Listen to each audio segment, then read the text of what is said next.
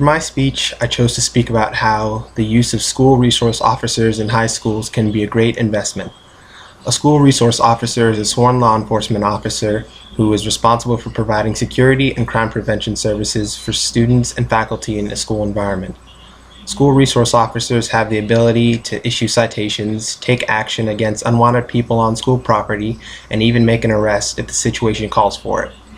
The first school resource officer program was started in Flint, Michigan around the 1950s in an effort to improve the bond between the youth and the local law enforcement. Overall, the program was a success, and Flint, Michigan became a model for future school resource officer programs countrywide. At Arapahoe High School in Colorado, a sheriff's deputy that was serving as a school's resource officer was credited with saving the lives of several students as an 18-year-old named Carl Pearson started firing inside the school. Carl Pearson walked into Arapahoe High School armed with a shotgun, machete, 3 Molotov cocktails, and a large amount of ammunition, seeking revenge on a librarian. He shot and critically injured a 17-year-old named Claire Davis before taking his own life. And had it not been for the school resource officer, there's no telling how many more injuries would have occurred. The resource officer was yelling for the students to get on the ground while at the same time identifying himself as a county deputy sheriff. Arapahoe County Sheriff Grayson Robinson said that the deputy's response was a critical element to the shooter's decision to take his life.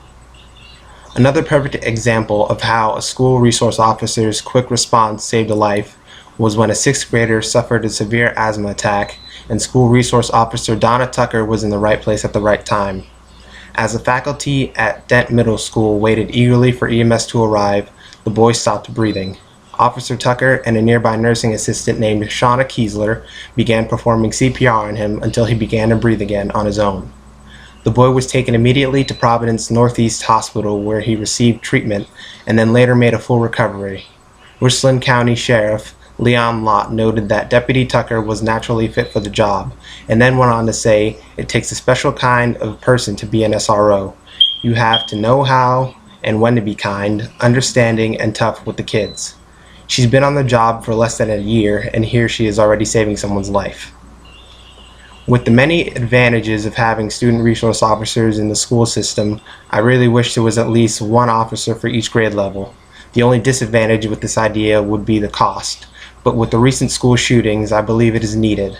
If the presence of more school resource officers will limit the amount of casualties in school shootings, and maybe even the amount of school shootings overall, I feel that money should not be a factor if it means increased safety for the children.